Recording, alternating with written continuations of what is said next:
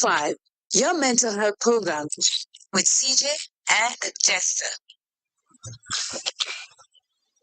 With CJ and Jester.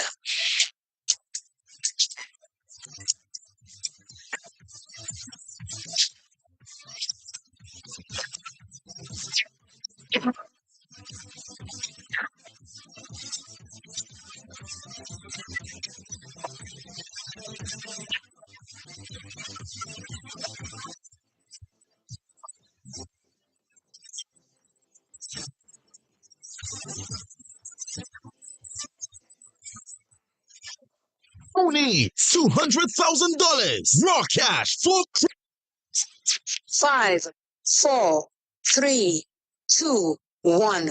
Welcome to Take 5, your mental health program with CJ and Jester. With CJ and Jester.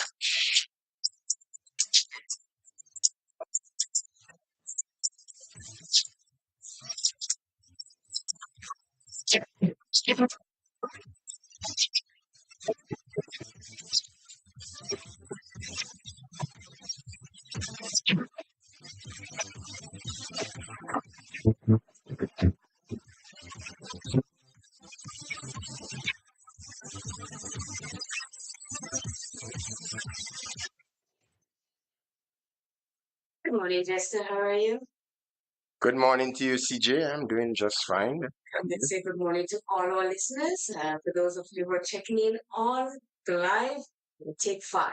We're waiting to get Kendra to call in to pray for us this morning.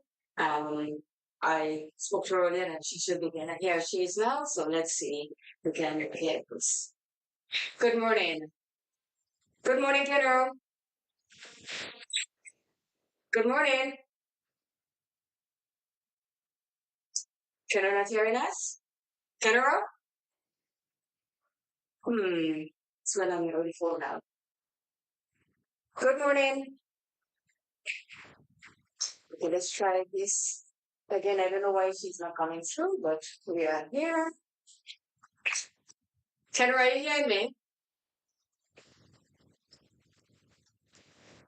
Hello? We are connected and all that. Don't know what's going on here just now, but still, every week we seem to be having an issue with the thing. Kendra, good morning. Are you hearing me? I don't know why Kendra is not hearing. I don't know. But let's see. Call again, Kendra, and see what's going on. Let me just check something here. We are connected. I know we are.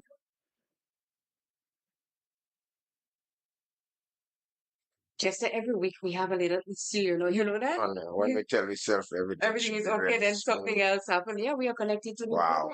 I didn't know that we are. Yeah, it seems connected and all that, but let's see if she's that too will pass. Yeah, let's see if we could do it a different way. Kendra, if you're listening, call again, please. I'll see if I can do it this way.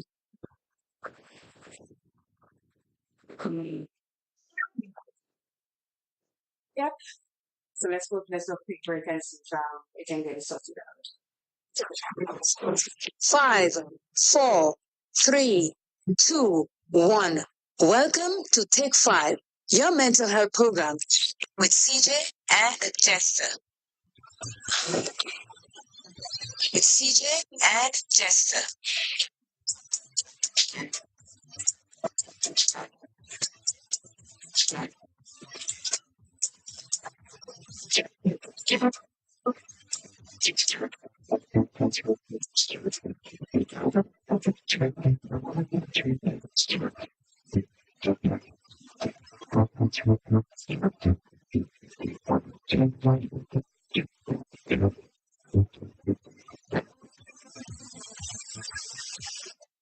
only $200,000 raw cash for. So I think we are back, and let's see if we can get Kendra again. Go ahead, Kendra. Yeah. Go ahead. Good morning, Kendra. I give you praise. I glorify your name. I give you praise. Thank you for putting us to bed. Thank you for waking us up this morning. especially for those who love to put in money rising. I stretch my hands to the Lord, I have fight so much to do. And it was where you try to sell some of this money, Lord, where those are folks. And the country in your hands, we take a target one schematic. That the whole world is in your hands this morning, Jesus. We will leave us not alone, but still support and people. But I bring every home before you this morning. Not to get in territory, to keep us before blessed Lord. Not my little before Lord. For it and for my son and for my loving hope you have. What you do, Jesus, I know you will, the Lord. I God and my teams, are you got in this morning and to each and every one of which bread. Please don't be this morning, but I hear my cry on to my blessed Lord. Remember the country, this of all, Lord. Remember the Prime Minister. Remember the opposition. Remember your children, remember your workers, remember the hospital I bring before you. Remember the prison, the our Lord. Remember the entire coast. Remember the SSU, remember the RRU, remember the police. Now remember the 61 and those cannot help themselves. Remember those on the radio station this morning, blessed Lord. My God and my King, I know you it is not deaf, but to hear me when I call you for your children. Either your eyes is not blind to give me a big news. Either your feet is not fit to meet us every way for our blessed God. My God and my King. Take everyone by the help so please. Take the children I bring to you this morning. That those on the bed of affliction. Let them consider provide and every one of them, my God and my King. Know everything about your children. Let them in charge if those who so please. But as God, help us to rule and to rule in truth. My God and my Redeemer. Remember every home in this hour, what I cannot mention. Remember each and every one this hour, blessed God. I believe that my people don't be so but the study disciple to say, what Father which was in heaven. Holy be thy name, thy kingdom come, thy will be done on earth as it is in heaven. Give us this day our daily bread and forgive us our trespasses, as we forgive those who trespass against us, and lead us not into temptation, but deliver us from all evil, for thy is the kingdom, the power and the glory forever and ever. Amen and amen. Thank you, Lord. Thanks. Amen. Thanks, Carol. Thank you very much for doing that for us this morning. Okay, take care. Bye-bye. Chester, Yes, my dear. every time we say that we have it on, something is going on with us. Are you hearing through your headphone? Yeah. Okay, you're hearing through your headphone. So let's see. We have something here with the phone that should make it work. It worked the other day when we tested it out, but somehow this morning it seems to decide that, hey, I'm going to give you all a bit of a trip this morning. So we'll just keep it here and hopefully it works from here on out. So how are you, Jester? I'm doing just fine. And you? I am great. I mean, there's nothing to complain about, and even though I complain, nobody's listening. So I am not going to make that mistake and complain at all, at all, at all. So, before we start, we normally say good morning to people that are listening. I hope everybody is seeing us right now. Because sometimes we have it on. Last week we had a nice program going, Yeah. and boom, Flo took internet all of St. Patrick's. But we were able to come back. But people are a bit puzzled because they couldn't get back on. But we had to recharge and come back again on. So we are here. So let me say good morning to those of them who are already on live. Good morning, Mr. Williams. Hope all is well, and thank you so much for always there checking in with us. Good morning, Olavachi. Buongiorno to you. Hope all is well with you, and thank you for checking on. So let me say good morning to Faithfully and Hallie Douglas. Bernadette, yes, Bernadette Abraham, Alvin Harris, good morning to you. And he says good morning to the Take 5 family. Yes, so Take 5 family is growing slowly but surely. Rome wasn't built in one day. We always have to remember that. Slowly but surely. Good morning to Coffee in the Morning. Daphne Dayton family, good morning. That's the coffee lady from Toronto. You have to remember to tell her good morning. And Thank you so very much. For coffee. I don't think, I'm not sure. This is just, I'm not sure if they're all awake yet because they're 1 hour behind us right now. I did send a note saying that we are on 1 hour ahead. So our 10 o'clock is their 9 o'clock. So hopefully they get, but I know one person in Toronto that is up and going. Lorna Bain is up. And Chance the game is up also. Thanks, guys. 9 o'clock. Good morning, Lorna. Yes, and that Chance the game is Mary. You know that, right? Mary, that's Mary Junior's brother. Yeah. Yes. And let me tell you, I have to say this about Mary. Mary calls me almost every other day to see if I am okay. To even there is a critic that he thinks that we should fix in the program or so, he calls when it's CJ, I think you should. And I really, really do appreciate that because you see, he realized that, we are not conceited and we do take advice when we get it. It's only going to make us better. So let me say thank you so much to Mary. Chance again. We must appreciate that, Claire. Yes. Because, you all the want time. us to be at our very best, Yes. And Lorna Bain, good morning to you. I know it's 9 o'clock and everybody's having a hard time waking up there because the clock has decided to go. And I think whole we should body, stop this. the whole body. Mentally, it's bad. Yeah, just. Yes, to the time. Yeah. So let me continue to say good morning to Hill Street people. That is Caris, your friend. What's her name again, you said? Celia? Yes. I might just see her today. Celia and Mr. Festus, good morning to you. Silvana, good morning to you. So good morning to the Glenn family out there in New York. We already says good morning to Olavachi. NP, good morning. Lorna Bain is on. Mary is on. Junior, good morning to you. That's Junior up there on the heights in Grandertown, where he's getting all the view from everywhere. That's the best place to find Grenada. Yes. Good morning to Alvin. He's already on. Duchess, good morning. Wherever you are, good morning to you. Donna Sandy, good morning. Trisha Ganes, good morning.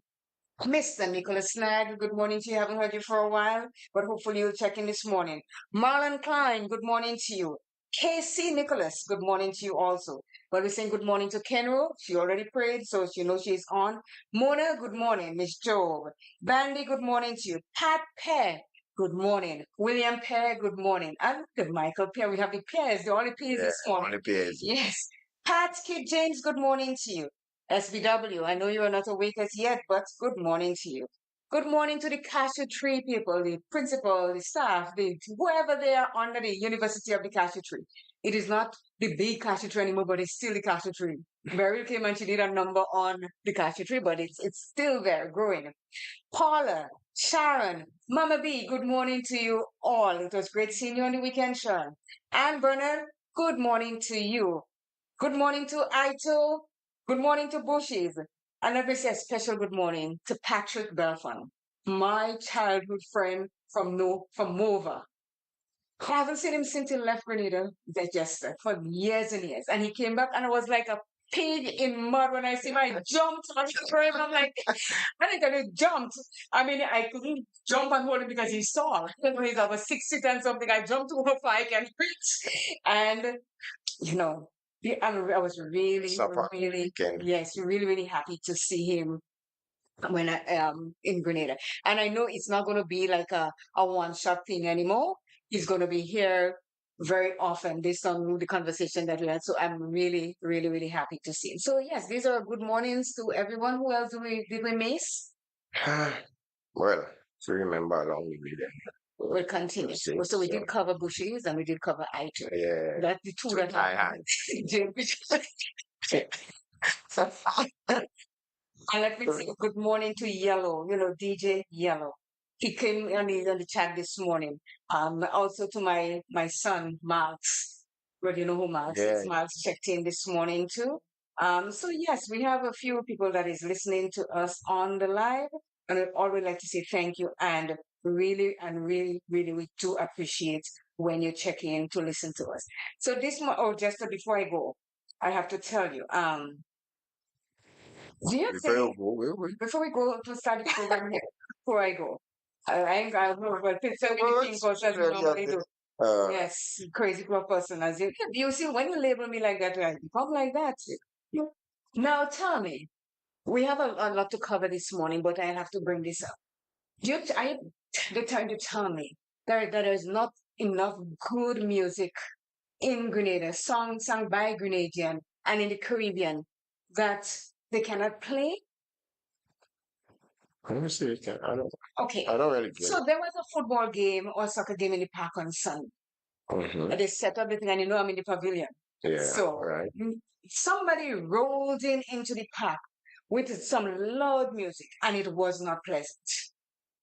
You know the Jamaicans say the bombo whatever and the ras whatever.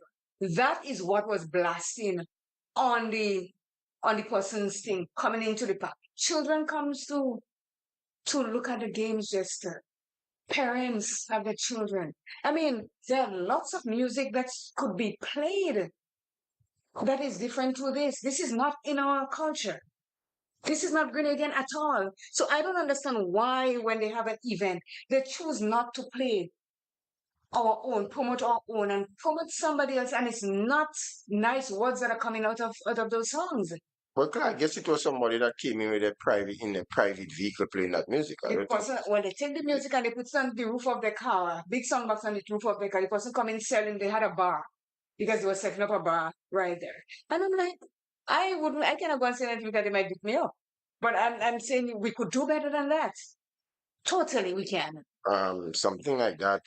I don't You believe don't, I we know have you any have no control Yeah, but over, and still, then I don't know what sort of policy, if there are any at all, to take control of this sort of thing, so that we are not being, our heirs are not being exposed to this unpleasant kind of thing, you know. For yes, me, yes. Claire, before we go on, I would just like to take the opportunity to express my most profound sympathies to the Mm-hmm. Blackman and Julian family of La Fortune, Mm-hmm. on the sudden passing away of Jacqueline Blackman. Yeah. That's really, really just was like a dagger going through the hearts of Mm-hmm. the parishioners of St. Patrick's. On Sunday morning, I got the news, really. Yeah, I heard that yesterday morning, and then I heard another one. Mongoose Yeah, died too. Fabian St. Yeah, well, should and be name his as correct Mongoose. name. So, well, yeah, but Yeah, I don't even remember his real name because from from Glebe day one, Street. yes, he passed away also. Yeah, You see, that's and why when then I'm going to sleep at night, I make sure that everything in here is clean and put away. And so because if I cook, that's it. Because yeah. you're going to sleep. I was wondering if waking up when I go to bed. Probably the next morning because you never really know. Yeah, so and Johnny Charles will be laid to rest today. Today, yes, So yeah. real big funeral in the making. Yeah, yeah, Johnny was Johnny to Yeah. Johnny, yes. So Yep. yeah, so today our topic is Jester. Let me ask you a question. Have you ever tell yourself that there are things that you wanted to do that you are holding back from doing that hold you back in your life to do? I would say yes. And I think that will happen to a number of people, Hmm. especially when you're growing into adulthood. And you always felt that you could have done something better than how you did it So did we before. lose? Did you lose the chance, or you still have the chance to do it? Um, Sometimes you may not lose the chance entirely, but you, you need a sort of introspection of oneself, a sort of shaking up and, will and come again in some Mm-hmm. instances, depending on what the circumstances are of the Mm-hmm. situation. I see. I think we're having a bit of a background with the fan. Just Yeah. hit, move it and hit the black thing at the back there. Let's just stay one way. Pull it back. Pull that up so it won't turn. And turn it to you so you can get some air. So it won't. It's when it's doing this rotating thing that is causing that sound to come through. So I think we are good now.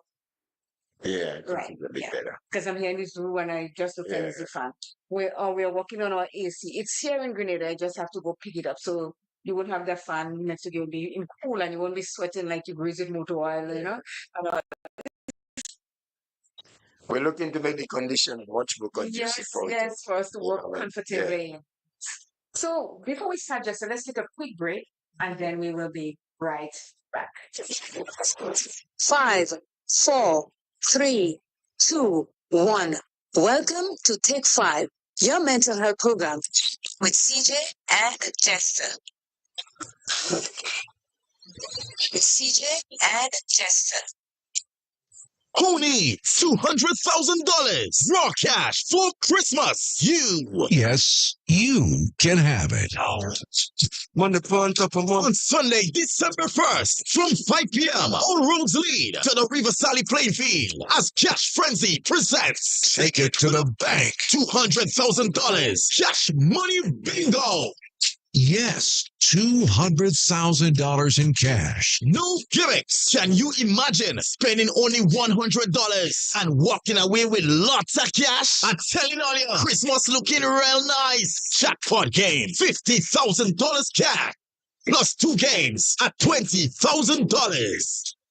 and many other games. Get your tickets now at the Tipsy Bar, Downtown Sotes, Top FM in Grenville, or call 537-8877 or 410-0980. Music by DJ Glendon, DJ Mad Kid, and poured by Small Close Sound, and hosted by Shortleg. No unauthorized vending. Sunday, December 1st, River Sally Playfield. Sponsored by Top FM, Coca-Cola, Leno, Spring Water, and Karen.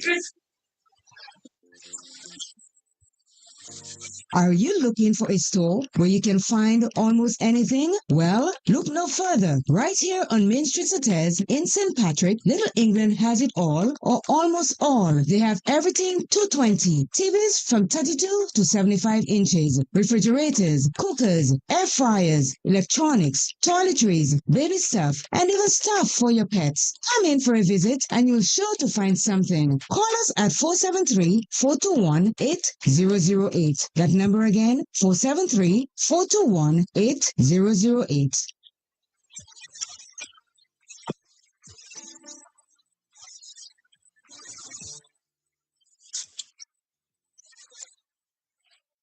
Mommy, when we going shopping? School on Monday and all my snacks done.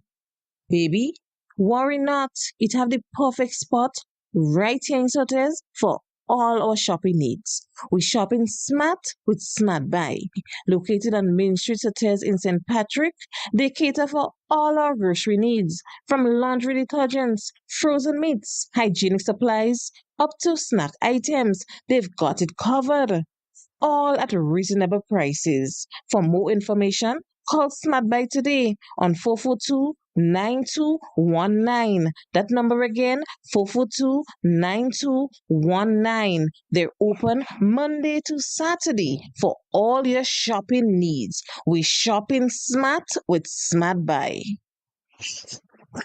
At Sugar's Repair Services, we offer digitally calibrated machines, resurfacing engine heads, general machinery. Show us your pattern and we'll make it with precision machines. At Sugar's Repair Services, we satisfy your needs. Just ask and it will be done. Call us at 473-418-1845. Sugar's Repair Services, located at Lower Marley, St. Patrick. Welcome to Take 5, your mental health program with CJ and Jester. CJ and Jester.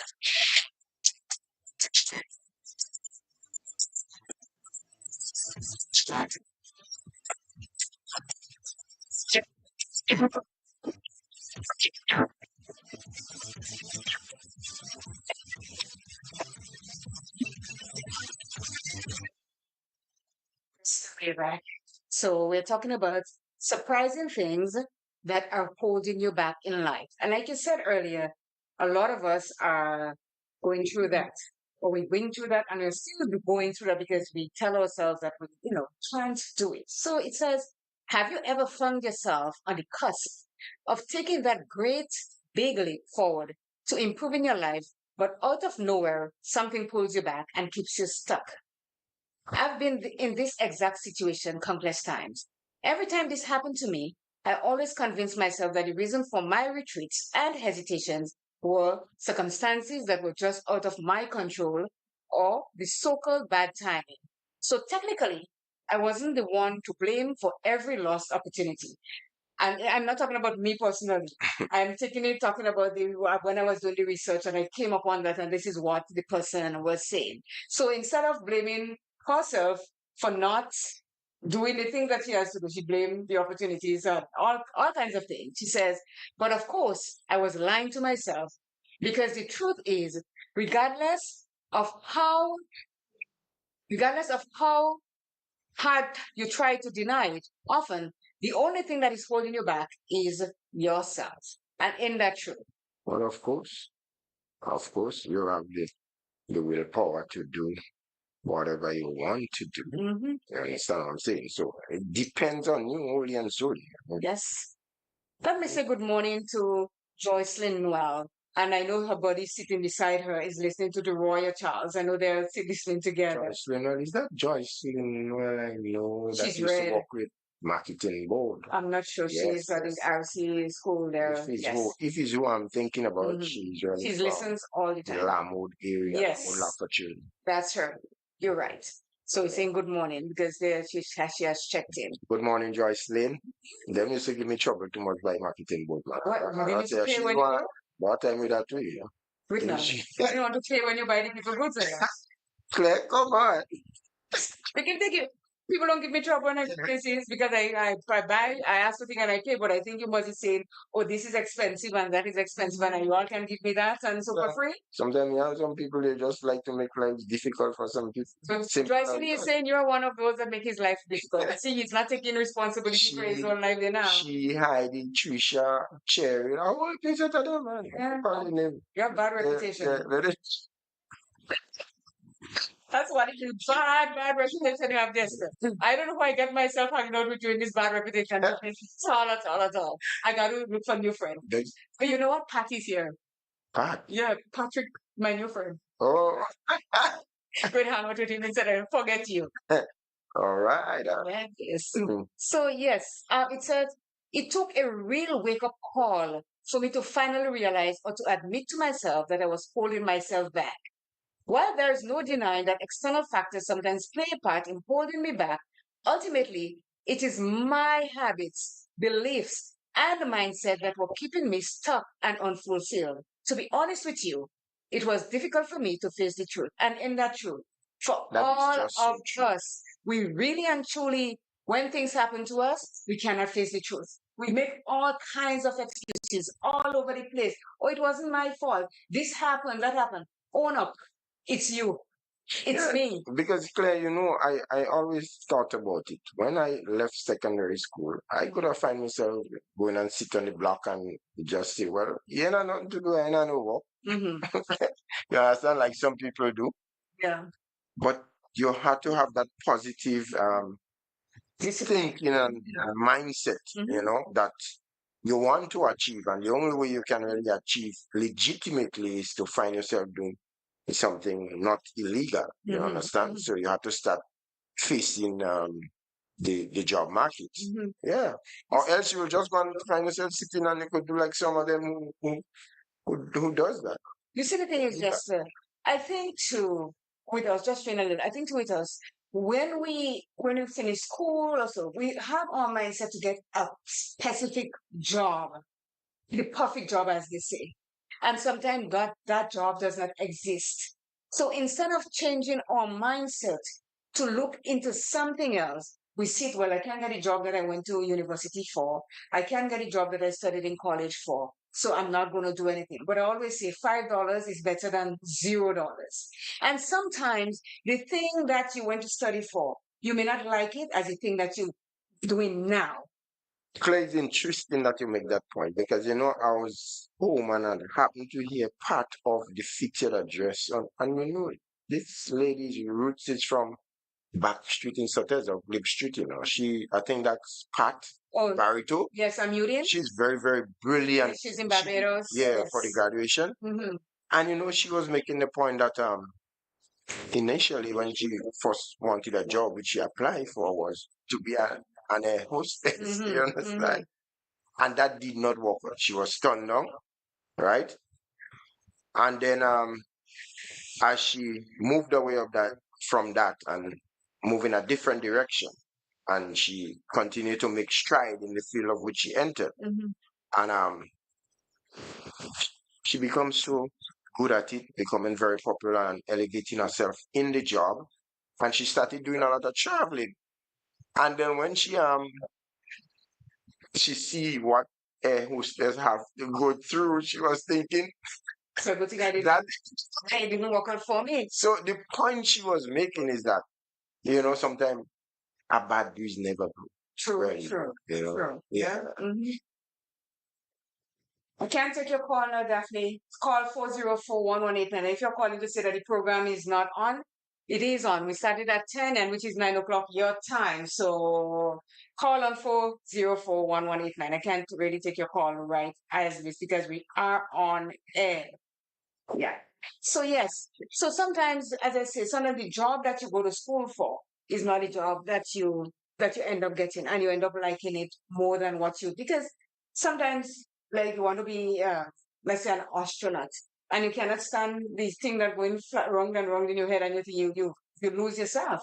But if you do something else, you can work in NASA and send them up there, and you have more fun sending them up there, watching them go, than you going up there yourself. So sometimes we just have to change our mindset on certain jobs, that we are not sit on the side of the road. Because Saturday, I was going down to St. George's, my brother and I, and we picked up another. And she says she works at Flow, and we were talking. I says, I'm always seeing you posting jobs on the Flow website, but she says, yeah, we have a lot of jobs, but people do not want to work, and it seems that this is an epidemic, because they don't want the job that they, because again, a lot of people don't like people telling them what to do, when to do. Come to work for 8 o'clock, you have to leave at 5 or something like that. People just don't want to do that, so they just prefer to sit on the block and beg me for $5 when I'm passing by. But hey, I work so hard for that $5. You're not getting it. I'm sorry. But I know one of the culture thing of the past, of the elderly folks, is that you take what is available until you're able to get what you want. Yeah. So Why is either saying to put on my camera? The camera is on. Anybody, nobody's seeing it? And anybody not seeing us on camera? Anybody? If you're seeing us, please tell us. Joyce, and if you're looking at us, tell us if the camera is on, because I'm seeing it on and I'm not seeing anything that says that it is not on. So help me out here. If that is happening to you, just go back to whatever you're looking at and restart it, yeah, and it is going to come up, because it is on and I get can out see. and go back in. Yes. Do a little 180 or 360 in and out and But see. let me hear the views of someone else, just in case. Yes. Some can tell us, Mr. Williams, I know we are seeing you both. So Lorna is seeing us. So that Yeah. whoever send that message and say put the camera on. The camera is on. I don't know. Charles, put on your camera. Go in and out, because they're seeing us here, and there's no fault or anything saying that we are not on. Annette Julian is saying, "Good morning, Annette. How are you? Thank you for checking in." They're seeing us. So go back out and come back in again from the YouTube thing, and you will see us. So yes, Jester. She said, I even had countless moments where I tried to reason my way out and blame my bad luck for every time I missed out on all the opportunities that I would have loved to have. But I knew that the longer I ignored the truth, the longer I was also keeping myself from unlocking my fullest potential and living the life that I wanted. Yeah, some people just they just live in denial, and sometimes I feel it's like a sickness, and if you're not really strong you'll just stuck in just being in denial. Really. I was speaking to a guy last night about that same thing, and he was saying that he went to a job and he met a guy there, and the guy has been there for years. He trained him, and everybody that he trained move on, and he's there for years. The opportunities that came up for him, that the guy sent him, he gave it to someone else. People are getting the jobs that he's meant for him, but he's just there because he's afraid to come out of it. Because you see, Come out of the shell. yes, the thing is, sometimes we have a lot of low self-esteem, and we live our life telling ourselves that we cannot do this. Yeah. We're not good enough. No We self-confidence. have to stop this. So we're going to come to that. And it says, I will be sharing with you the habits that I played a huge part in holding me back. These habits are already so ingrained in me that I didn't realize that I was unknowingly greatly sabotaging my happiness and success. So sometimes we hold ourselves back, telling ourselves we cannot do this. And then when you start, oh, I can't do this, I don't know if I could do this, you already start putting yourself back and not trying to move forward with the things that you know you can do. Because we can't do anything, Jester. It's all up here in our mind to tell ourselves we can do it, and we will do it, and we will succeed when we start to do it. Exactly. So the first point that you talked about is overcommitting. Overcommitting is certainly one of the things that holds you back. Please allow me to ask you this. How many times have you said yes to other people, regardless how exhausted you already felt? Right? That's the question. How many times you do that?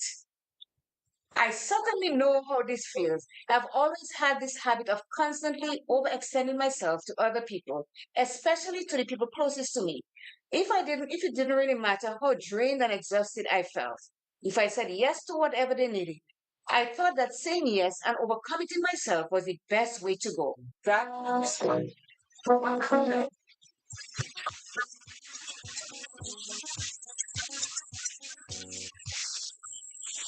he just will have a mind of its own and is doing whatever he wants right now. So we'll continue. But overcommitting oneself, I am believing. I believe here is just that the extra sacrifice one would make under certain circumstances, really, and that might be seen as a bad thing, but in some instances, it could very well be a very good thing because Yes, I understand what you're saying. yeah, Yes, you yeah, can help yeah. people. But if you're exhausted doing it, it cannot be something good because you are suffering. You're mentally suffering because that's what she is saying. Overcommitting yourself to something that you don't want to do. Because telling yourself that if I do it, that's the best way to go. It is not the best way to go because when you are down and you're haggard and you're feeling drained, how is that good? Good morning, Jenny. Hope all is Yeah, well. but I know I come already, okay? I come from a walk, Mm-hmm. and when I tell you I'm really, really tired, Mm-hmm. I all I can see is that maybe a plate of food, maybe have a shower and just take some rest. Mm-hmm. While I concentrate on doing that, I'll get a call. Somebody will call and say, well, we've been here and the current just shut out from the house. Mm-hmm. What do you do? I could take this stand and say, well, you know what? I can't make it. I really burn out. I won't able to make it. But taking such a stand, your conscience again will somewhat appeal to you. And knowing the type of person I am and where I come from, it's difficult to leave somebody in a situation Okay, I hear you. Hear me now. You're exhausted. You see the plate of food, you eat it, and you're already ready to hit the bed. I call and say, Jester, the power gone inside the house here. What made you said, okay, Claire, I'm coming. But you're tired and you're exhausted, eh? How do you feel? What made you think that you wouldn't come and could touch some different way, or cut somewhere, and when you go about your business, my house blow? No, no. Because you're exhausted. No, Oh, I'm no. saying because Oh, you're exhausted and you're not in your 100% capacity to because you're tired. I know when I'm tired, I'm not good to anybody. well, Exhaustion could do that to me. I have a, And I'm not saying no, but you just said that you're tired and you're exhausted and you yeah. go. And yes, it is a But simple I thing. have a Maybe you different could. approach when it comes to that because remember, first of all, you have to be mindful that it's electricity you're dealing with and you don't mess. And that's You when understand? that's So when sometimes it's she just says that you're yes. making the extra sacrifice, Claire, to just I'm help not for the saying person's no. situation. She's saying that she made Simple. the extra sacrifice, but it's draining her because she thinks that is the best thing, but it's not. She's trying to. That's overcommitting to things that in your situation is different. You did not commit to come to my place and you didn't come or something happened, emergency, right? Overcommitting is when you tell. I could do this for Claire. I could do this for Lorna. I could do this for Jenny. I could do this for the, and for the whole day. You could do this for Celia, and you're going and you're going. And by the end of the day, you're exhausted because you take on too much. That's what overcommitting is talking about, not an emergency where I call and I say, just a thing blow up. You will need to come in my house. That is a different situation. We're talking about the point over committing. Consistent. Consistent. You got it, right now. You finally get Well, I have it. to help you fight No, with this. I don't know. You're doing it for yourself because I have it down pat. Don't try this. She says, I thought that doing this showed that I was capable and trustworthy. To be honest with you, doing this was also my way of seeking validation and approval. I believe that as long as I am being useful to other people, then it means that I'm worthy and that I have value. I see that is the wrong way to go about it again, because you do not look for validation to make yourself feel good because you're doing this. I always say if you're doing something, do it honestly from your heart and not to about what other people think or how they feel about you. You're supposed to know how to feel about yourself. Yeah, but you can't get away from the fact that how they see what you do is how you're being greedy.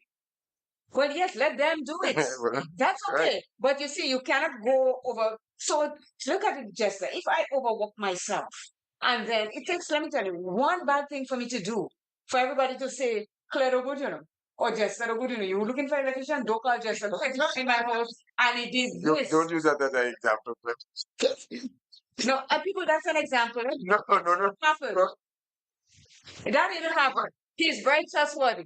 I know they call him a people feel to come for me, but still, he does his job. And people like Celia and me and other people could say that he does a good job when he I comes. can't see that can be good. Celia, you heard that, right? Okay. Just say. Yeah, people can say that. So what I'm saying, this is what I'm saying, Jester. It takes one bad job that you do for someone, and they forget that all the good that you do, the host never did them, so nothing ever happened. And that one thing they say, oh, you're looking for some, don't call Jester because you look at what Jester did. But sometimes life happens, things happen. But what I'm saying, if they're grading you based on what you're doing, then you don't have to try to validate yourself so that you can get praise. You do it and let the chips fall within it. Okay. Right? Got you, yeah. Okay. Yeah. So it says,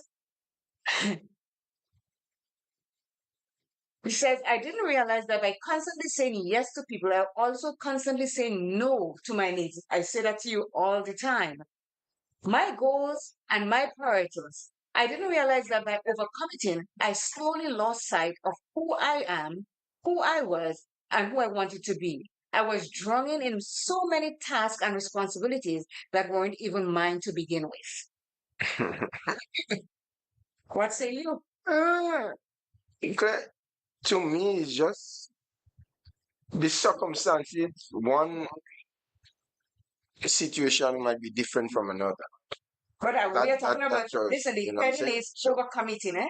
It is not that something happened and you have to run to the rescue. Overcommitting, that you put yourself, you're doing so much for other people and you're saying no to yourself. And I always say, saying yes to others is saying no to me because there are things that I have to do for myself that if I continue to say yes, it would not get done. It will be on the back burner. But I just believe, if you actually, it's like balancing an equation, and you would have to know how you balance in that equation. Yes, but a lot of us don't that's what know I'm saying. because we are yes people. Claire, yes.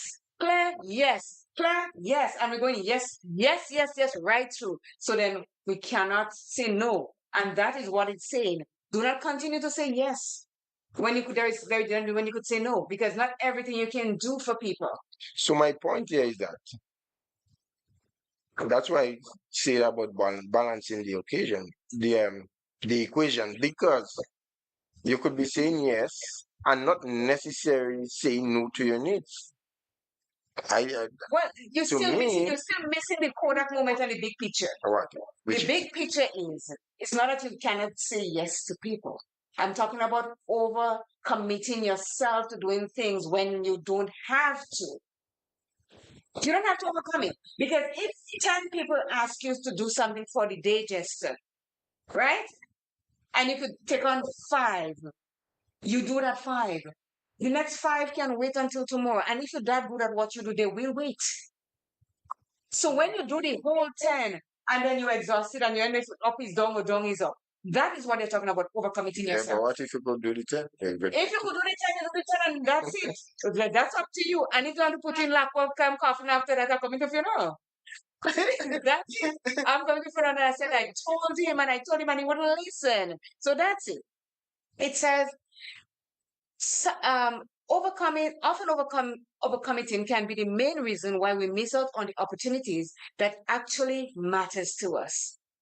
Please know that there is certainly nothing wrong with setting healthy boundaries. That's what I was just telling you. You set the boundaries. If you have 10 people today and you could do 5, you do 5. I'll tell you too. So I believe you were really jumping that gun ahead. No, not jumping the gun. You're not doing. Do not stop it. Where am I? Are we going to overcommitting and read that? Yeah. Yes. And I said all the thing. You're not following. Yeah. Sorry, okay, right. So let's go. Remember, setting healthy boundaries is not about being unkind, selfish, or shutting people out. It is about identifying your limits, communicating them, and choosing to protect your peace and well-being. And there is nothing wrong with that. You may say what's meant to be clear, you cold, but it's no, it's not I'm cold. I am protecting me because I know what I am capable of. You know what you're capable of. Maybe you could do all 10 and still go and hang out later. And if I do 5 and I'm in my bed at 7:30, I'm good. That's what it is. You have to set your boundaries and follow it. You can't go over because at the end of the day, you're the one, your health that is at risk by doing this. I don't know if you know that. Well, I agree. So that's why they're I saying this. agree. Says it is not about pushing people away. It is about maintaining a healthy, balanced life. And that is the crux of the whole thing. Maintaining a healthy, balanced life. Mary Olivetti says, self comes first. In that case, you might not be able to help everyone. I'm sure the person will find someone else to help, which is sure. Not in all situations, self We didn't say, but just if you're yeah. So my thing is clear, right? Mhm. Sometimes I do see it a little different, especially when I know of certain situations. Mhm. I remember the days, yeah, and that time was a little boy, Mhm. and then I think we had a death in the family. My granduncle that died, and there was this lady that came from where, Mhm. and I remember my granny, and she would give up her bed, right, and she took the floor. So if we strictly were thinking about self here, what give? You see, I understand what you're saying, but this is what it is. According to the different days. Yeah, come on. Listen, I have back pain, and there's no way that anybody is going to make me leave my bed that I buy a smaller special mattress for my back pain and hit the Seriously, floor. man. You are Eh? yeah, back pain. I suffer. Look, I suffer from degenerative disc disorder, which is called DDD, and I have to be very careful as to where I sleep, how I lie, and everything like that. I have that issue because I exercise a lot. It helps me to stay on the course. So if I lie on the floor, I have to lie on the floor in a position like lie straight. And tell me, why would I give up my bed and go and lie down on the bed floor where I'm uncomfortable and in the morning when I get up I have to drag my foot, drag my whole body, go on all fours today? No. And I'm not saying that you shouldn't. There are days with the hold on. There are times that I gave people my bed to sleep on. I did. And I will still do it, depends on who it is. But I ain't giving any by my bed to sleep, and I'm telling you straight up. And it's not about that being selfish. Doing something like that, You didn't let because you started attacking me very early. You started attacking me early, so I just let you go and put your foot in your mouth. Okay, But there are people that I will give my bed to sleep on, yes. But it's not everybody that I'll do that for. but on a serious note, right? Mhm. When we look at how society have become People have become so selfless. selfish, Yes. and it's Selfish. because of all these little things that used to go on in the past that no longer exist, right? That Mhm. cause our society to become the way it has. Yes, I understand that. But at the same time, though, for people's health and well being, they have to make the choice that is best for them all the same. They do have to make that choice. Because just you're telling me that if you're going down the road, you're driving down the road, and you know to yourself that if you let me your vehicle to drive and you know I can drive properly, you will say, okay, Claire, take the van and go about your business. Yeah, I'm happy to do that. Go on and mash it up down the road there. Who's responsible for it? Me or you? We both can be responsible. No, not this. Yeah, You don't give it to but me. I asked, I didn't hold a gun to your head, you didn't have to say yes. So we have to know the boundaries. It says set boundaries. And if my bed will, going on the floor is going to hamper me, I am going to be selfish. Yes, I am going to. If I could sleep on the bed with me and take my snoring and all that, it's fine. But other than that, no, you have to. Because you have to put yourself first in situations that you know is going to hamper you in some way or sort. but We're going to come to the next point in resistance to change, but let's take a quick break and we'll come right back. Welcome to Take 5, Your mental health program with CJ and Jester. With CJ and Jester.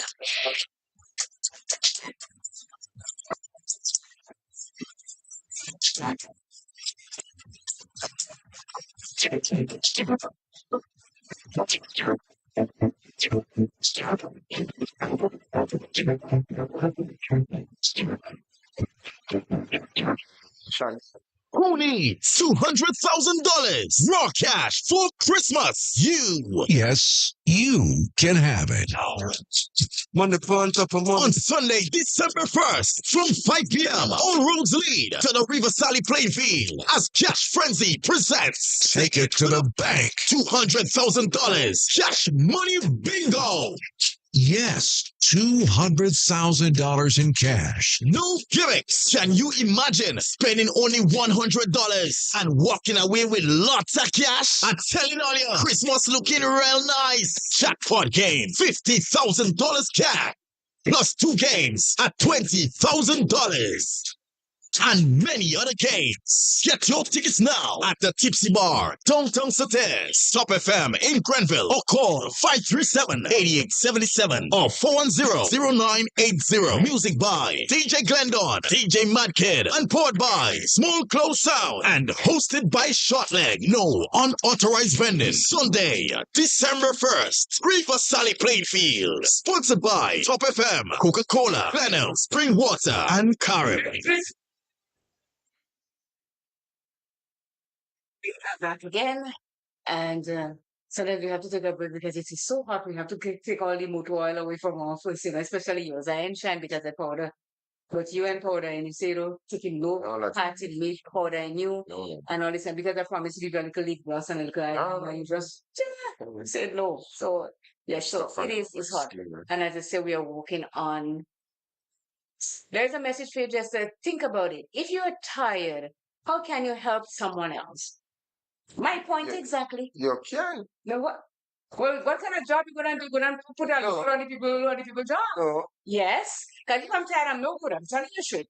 If I am tired and you ask me to do something, I say, just what? Let me tell you something. I'm really, really tired. Wait till I come back. I fuck myself up. But I'm asking you to wait. I know people tired already, but they go the extra mile just to help with the situation. It doesn't mean that they weren't tired. We're not put a load on the person on the other. Oh, no. Yes, come on, man. That's real. Well, yeah, but I'm just responding to it appropriately. Are you sure you're doing it appropriately? Yeah, of course. Okay. So the next point is resistant to change. Often, the reason why most people miss opportunities and stay stuck is because of their resistance to change. I have never been good with change. For others, change can be exciting, but for me, it is overwhelming and often terrifying. So again, we talk about how some people stay in the same job forever and ever. They do the same thing over and even though change is flashing in front of them, they don't see any reason to make a change because change is a fearful thing. Yeah. No matter where you go at work and they say, okay, we're changing that rule from here to there, everybody's resisting to it. When it happens, then they see, okay, we were able to live with it. Yeah, change is something. It's difficult to accept change, and that's in a general sense, Clip. Yes, that is in a general sense because as you say, one of the biggest thing about it is the fear. You don't know what the outcome will be. You already know of what is happening here, but you're now going into a change which you may not able to predict what it would be like. And I guess that's the key word there. That is true. But think about it. You have a vehicle like 1998. When you're driving, you see your foot, you see the ground passing by because you have a big hole in it. When you push the brake down, your foot going in the hole underneath it and everything like that. Now, you say, okay, that can so hold so many money. I need to change it. Would you keep driving or would you look for another one? Well, I'll look for another one. I mean, there are some situations where the change would be like really imminent, just obvious. Okay. You understand? Yeah. So in some cases, you don't have to really consider or reconsider. And I believe that's a classical example where because come on, who wouldn't want to I mean, So let me give you another example. You're wearing that shirt today. And if every Tuesday you come here and you're wearing that shirt, I'm going to suggest a way up. You're in no shirt again, you can change that. We say, Claire, you know what? I like that shirt. It's my shirt. I'll wear it whenever I feel like. A lot of people think like that because they cannot move away from where they are. They're stuck in a rut and they don't see change as anything good for them. But sometimes change is the best thing that you need. well, that's the thing. And the example you give. Now, if I just don't know, despite you making that point and saying that, it's only if I see fit and I'm convinced within myself that I decide to change my shop the next Tuesday, I'll change it. Not because you say that. Trust me, that not a Okay. So when people business places make rules to change and you don't want that change, what would you do? Would you leave the job? Would you go ahead with what they're saying? Or would you say to heck with it? You can't make me change, I'll do whatever I want. How long would you gonna last there? well, yeah. What? Let me tell you something. It's a matter of weighing all the pros and cons and these things that I'm because I know you have people already because of certain changes in certain job situations. They have certain principles and values that they hold in very high esteem and they not decide to drop it and if it means that they come that they have to lose their job, they take that stand. I know of people that do that already. I agree with that Yeah. too. But so someone said you have to make change sometimes to elevate, which is true sometimes. But then again, there are things that you hold morals and whatever it is, principles that you know that if you go against it, it's detriment to yourself. You wouldn't want to make that kind of change. You understand? Now, take for example, changes. We we do our culture is that wherever we go, we we acclimatize ourselves to the situation that comes before us. There are people of different cultures that come to our country and they want whatever it is that they know in their country to continue in here. Yeah.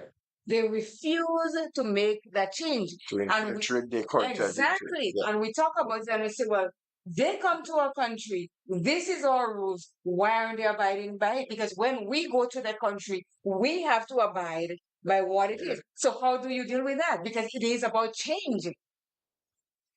Yeah, that's an interesting one you come about because cultural invasion is a very, very serious thing. I remember there was a time that them Chinese and them put up something like some gazebos. Hmm. Um, but then the style they use Hmm. is those of what they do in China. Okay. And a lot of Grenadians had issues with that. Yeah, because they, Yeah. they know it's Yeah, their thing and we know a different seeing it thing. as a cultural invasion, and you know, And what was and the result of it though? I don't think that they are changed. I think they still remain the same way. Okay. You know. Okay, Yeah. so let's move on. She says, that's why for years I have chosen to cling to the familiar and comfortable, regardless of how unhappy and unfulfilled I was. Because to me, the familiar provided predictability, which gives me a sense of control and stability. I knew that if I opened myself up to change, I would also face so many uncertainties that would ultimately destroy my sense of control. It wasn't until I was at my lowest that I finally realized that life is far too precious to waste it standing still. Time is fleeting, and the only way you can truly live, grow, and learn is when you open yourself up to change and step outside of your comfort zone. That's the point the person make about elevate. You have to sometimes leave to elevate. I know that change can be challenging. It basically pulls us out of our comfort zones, which ultimately brings us stress and anxiety. But more but the more that we shy away from it, the longer we are also keeping ourselves from discovering our true potential. Know that with change comes opportunities, growth, and new experiences that will help us because the best possible version help us become the best possible versions of ourselves. And I cannot deny that. If we were to continue staying in the position that we know just we'll never advance to anything different or anything better. I agree. I'm in total agreement with you. Yeah, because you see, sometimes I'm doing that. This is what I know. Take, for example, and I'm going to give it a perfect example. There are contractors out there that are building houses. They never went to architecture school or anything. They learn from someone. Let's say my brother builds houses, Andrew, and he has, say, I go to learn to work with him. I know the least what about the first thing to build house.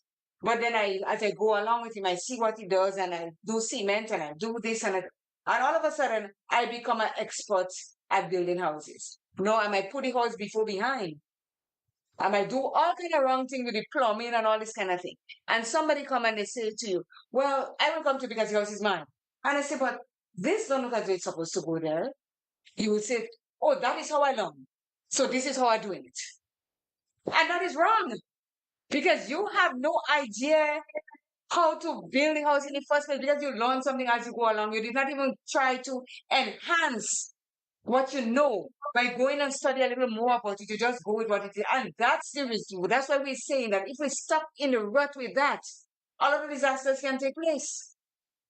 Yes, of course, because and that really, the point you raise is a very, very critical point because um, some people get into the job market learning from someone Mhm. and they do not take enough time to really master the art of the thing. And it's all well and good at times, right? You want to go on your own and start doing things on your own. But here, in some instances where they go wrong, and based on the type of project or the size of project, you definitely may need help because you were never exposed to that kind of thing. Nothing is wrong in consulting with someone who knows, who have been more advanced than you. Exactly. You understand? Nothing is wrong, but some people do want to play brave on their own and feel they could take on the mantle on their own and handle it, and that's where they meet in the hot water. You know, there are jobs that you do, and ever so often you have to go to upgrade. Even though you know what you're doing, but every so often you have to go to upgrade it. Yeah. You have to be Like ahead of the doctors, game. some doctors are really Exactly. supposed to go and Those people like the chiropractors, registered massage therapists, therapeutic recreation people, ever so often they have to go to increase what they know, their knowledge, because it doesn't stay somewhere because my body might be different, or my body is different to your body. So sometimes what they can do to me or on me, they might not be able to do it on you because we have different body types and everything like that. So there's no wrong in any of us when we are doing something to try to get better at it instead of saying, well, this is what I know and I ain't changing it. But you not changing mean that you're out of a job. But not Just just like that, that. not just that, things are always improving. Things Things are are changing, always it's evolving. evolving. Yes. So, you have to try and keep abreast of what is happening. Here's another. She says, I know that stepping outside our comfort zone can be overwhelming. That is why it is so important to remember that you don't have to make huge changes all at once. You don't have to open yourself up to big changes right away. You can take small and easy steps. Taking a gradual approach to change will make it less overwhelming and daunting and so much easier for you to stick with it. So you don't have to just go all gone home. Oh, you want change? I'll give you change. And you just boom, you change. And the changes is not working in your favor or my favor. So it's better you can only eat an elephant one bite at a time. One bite at a time. You can't just go and swallow the whole elephant. Yeah. So it's simple to put it. You may have a pot spoon of food to eat, but I don't believe we want to shove the whole pot spoon of food in Some of us one. do. Some of us because People might choke. we greedy. I think Yes. people want to take a tablespoon Yes, and have and eat from it. one bite at a time. So yes, that's what it's saying, that you don't have to do this and just go big on it. Although there's a third thing that says go big or go home, but not in everything. Yeah. So here it comes to the crux of the thing, ignoring mental health. When we have so much going on in our lives, and listen up, people, when we have so much going on in our lives, all our endless to-do lists and never-ending responsibilities, taking care of our mental health is probably the least of our concerns. Often, we don't even think about it, believing that it is not really that important. I was guilty of this too. I focused all my attention and energy on achieving all my goals. I continually pushed myself to exhaustion and burnout, thinking that this is the way to a happy and successful life. It wasn't until I found myself at my lowest, trapped in a dark hole, that I finally realized how important our mental health is. Making our mental health a priority should not be treated as a luxury or something that we can check off on our to-do list once a year and then just forget about it. Taking care of our mental health is a necessity. If we continue to neglect it, sure, the consequences may be subtle at first, but over time they can become a major barrier to our potential and overall quality of life. We can't keep pushing ourselves to exhaustion and neglecting all our needs without expecting any consequences. Please know that your mental health matters. As cliche as it sounds, you truly cannot pour from an empty cup. Knowing that by making your mental health a priority, you are not only taking care of yourself, you're also ensuring that you are better equipped to help and be present for other people. And that, again, going back to what I was saying earlier and what Mary was saying, you cannot do things, you cannot pour from an empty cup. Because if you have nothing, you have no fuel, you cannot give anybody anything. So it's imperative, and I say it's imperative that we look after ourselves and our mental health first before we can do with anybody else. You know, the phone number is 404-1189. You can call it on WhatsApp or you can call it straight. We need you to participate and tell us, because I know there are a lot of us just out there that are going through that same thing that we are talking about today. We do not prioritize our mental health. We do not prioritize ourselves. We do not prioritize about the things that we need to do first before we do anything else. But I think that that's a straightforward piece, really and truly, if you ask me, because as a matter of fact, that has been recognized from a very long time ago. That is why people get holidays. You understand? Because at some point in time, they will need a time, Ha. right? Do you know that in the United States, it says holiday is not a must, it's a legality? We don't have to get holidays in. Based on the some of the laws that is passed in the US, we don't have to get holiday. All right. So, what do you think the basis from which holiday was derived from? What do you think? Well, people are having mental breakdown because they're working too hard and they can't see. We have a call coming through. Let's see if we can get it. Good morning. Good morning. I don't think it's doing what it's supposed to. But it depends on circumstances. For example, a woman might be in an abusive relationship with children involved, and an opportunity arises for her to travel out of the country. It might look bad if she leaves the children behind, but then it's a better opportunity for her to, to look out for the children. So I think that change could be either good or bad. Mm-hmm.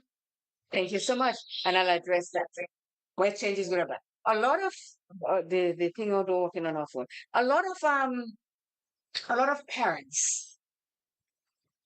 Okay, let me start with the good part. Where she says that, sometimes parents leave their children and travel abroad to give them a better opportunity. Yes, that is true. But let me do the flip side.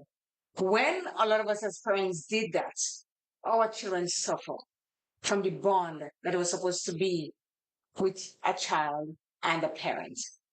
You may go, yes, and send the money and send the clothes and everything. That does not really give you that connection with your child. So sometimes a lot of parents say they'll stay home and suck salt and stay with their children and create that bond. Then you go and you give them the money, the clothes, everything what do you think they want? But that's not what most of us want.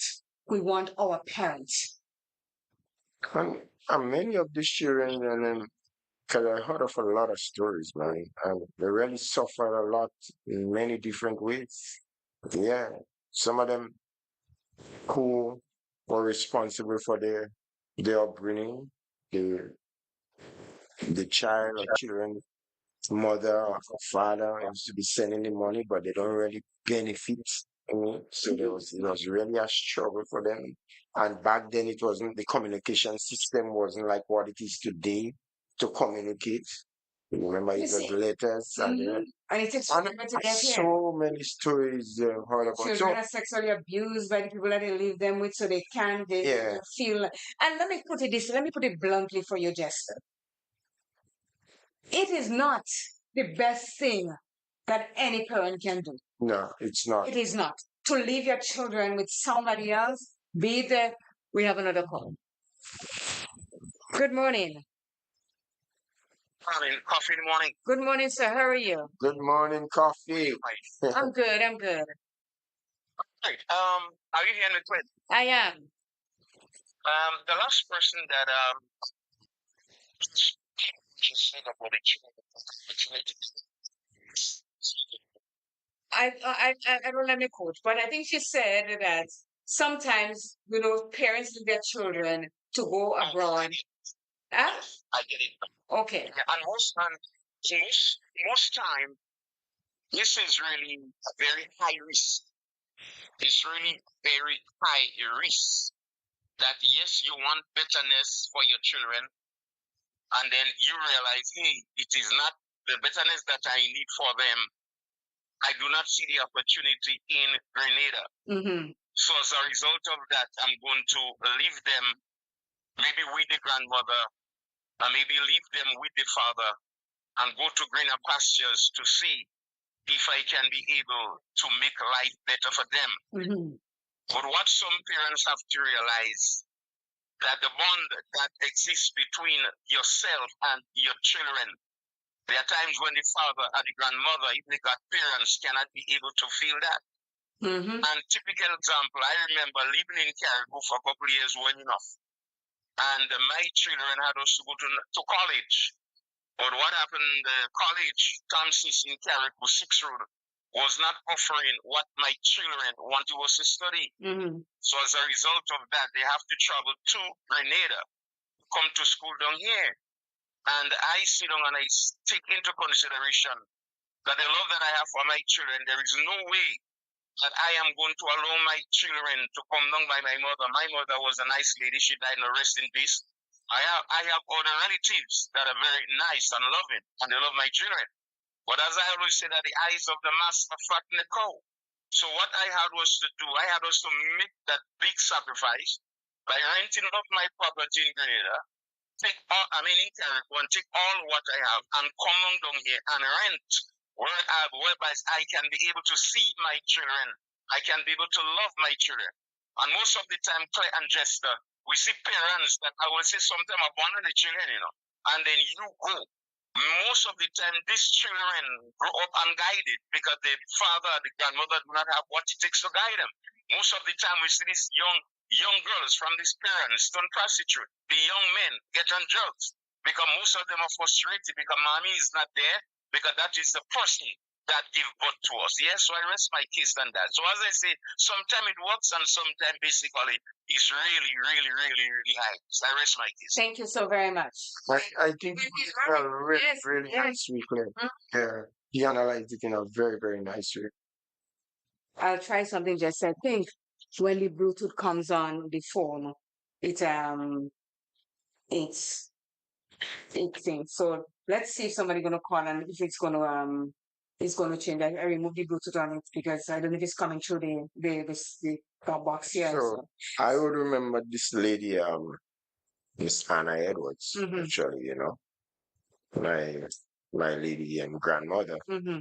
And she had the opportunity to go to England, but she had her children. I think she had given her 11 births. Mm-hmm. And she refused to leave her children to go to England, Mm-hmm.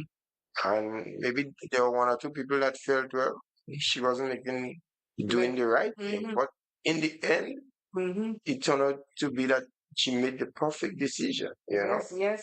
Yeah. You know, it wasn't an easy struggle for her, but at the end of it all, she died at age what 87, and but she saw all her children, you know, did Yes. very well in life, doing very well, and you know that in itself is a consoling factor. No, she might have thought, had I left my children and go to England, things might have been quite different. Yes. Yeah, And we've known of a lot of children that go through this. I personally, my thing is, if you're going to leave your child to travel, the best thing to do is to take them as soon as possible and not leave them for years and years, because there are a lot of children that do not know their parents. I know I had friends that the parents went to England early, and when the parents came to look for them, they don't know if that was their mommy or the other, because the person that they grew up with is that the person that they know in their life. And sometimes we take this thing for granted, but it's not. It's not the best. I telling you, it's not the best. Yeah, and I know of that situation really and truly because, like, the child mother left and they went to a next country and left them very small. And when they came back, that child would have grown to be um, maybe in the teens, even in your late teens, you're big enough already. Yeah. You know? And then that connection never really, that bond, it never really came back. Yeah, as Roya said, mothers are perfect example. And you see, sometimes I think the love out there in the big world gets us all stupid sometimes and think that, if we go there, as soon as we go, we're going to get a job, we're going to do this. It is not like that. You have to struggle and struggle hard before you can get where you're going to make a difference in it. So sometimes you have to really think twice. Should I go? Should I stay? Should I go? Should I stay? Some parents that go and took their children early, they have that bond with their children. The children grew with them. You understand? Others, the children don't even want to see their mother. They don't even want to see their father, because where were you when I needed you As a most? matter of And it's fact, the bond gesture that they lose out on that a lot of us don't pay attention to. as a matter of fact, some of these children, after they grown up, they actually blame their parents for the situation they might find themselves in. You know, in some cases they see it as a form of neglect. Yeah. I think you get no comments. Good morning. Coffee, good morning. Yeah, typical example. Say wife's mother gave her to her grandmother just 4 months old. And the mother said that she's going to bring a positive. And then she said like we will take care of the child. And when the mom reached in England, that was it. My wife is over here, she never knew the mother died over there. Never get nothing from that lady, absolutely. Never turned back to even see the characters. And then it's sad. And then over the years, my wife have her mother picture in the house here. Like it's a shrine. Never again see that mother. Never even touch that mother. I even lost that mother whatsoever. So I think it's a very, very, according to Jester, that bond that you have with your children is concerned. When you leave and go, you will always miss that bond. You will never go back. My wife never ever see that mother again. She died over there and buried over there. Not even seen the tomb where she was. I rest my case, man. Thank you. Thank you, Copy Clay. These are very serious stuff. Serious stuff. This here. It's small. This is why this show is not an easy show, really, actually, because it's based so much on realities. Yeah? Yeah. The thing is, you see, hold on a second. Somebody wants the number to call. Yes, it is. I don't know, because there are a lot of mothers, as his coffee says, his wife mother left, and some parents leave knowing that they do not want the children, and they leave them in the hands of the grandparents or so, and they go and they never turn back. Some, they think that they know, or in their mind eyes, that if I send the money or I send this and I say that my children are happy, that is not the case. And we have to, a lot of us has to know that this is not what it's all about. If you're sending, put your message, put it on the live so I can see, because I'm not sure if I could go back to the phone all the time. Clearly, the thing is, some of them get caught up into the life The out there. lifestyle, as they said, the So bright they, lights. what they were supposed to go with that intended purpose of doing, they fail to do so because they all get caught up in the life Mm-hmm. of which they go over there and meet up with, and they just Let's yeah. move on because it's all 11:22. This says constantly prioritizing perfection, and everybody wants to be perfect. Growing up, I was made to believe that mistakes and failures were a bad thing. I was convinced that mistakes and failures were a testimony to my abilities and worth. So every time I made one, they led me to believe that I wasn't good enough and that I wasn't worthy. So naturally, I did everything that I could to avoid them. I continued to chase perfection. I wanted to be perfect at all the time because I thought that perfection meant I was worthy. And let me tell you, living that life was exhausting. It was emotionally and mentally draining. And every day I felt like I was drowning in so much pressure and anxiety. I couldn't even begin to tell you the number of opportunities I let slip away because I was too afraid to fail. I've set myself up to these unrealistic standards, trying my very best to be perfect. And when I fall short of that standard, I just felt even more disappointed and heartbroken. Constantly chasing perfection only made me feel like I was never good enough. If you're also doing this, please give yourself the chance to break free from the constant pressure to be perfect, and finally allow yourself to live and embrace life imperfections. Perfection for me will always be elusive. Regardless of how hard we try to avoid mistakes, humans as we are, we're all bound to stumble. We're all bound to fail. And you know what? That's perfectly okay because it is in those mistakes and failures that we learn, grow, and become the best possible versions of ourselves. I cannot disagree with her on any count that she made there. Because you see, a whole lot of us always go in and say, oh, I want to do this art to perfect. Jesus was the only perfect man that was on earth. Everybody else is imperfect. Every one of us. So we cannot seek perfection when there's no perfection.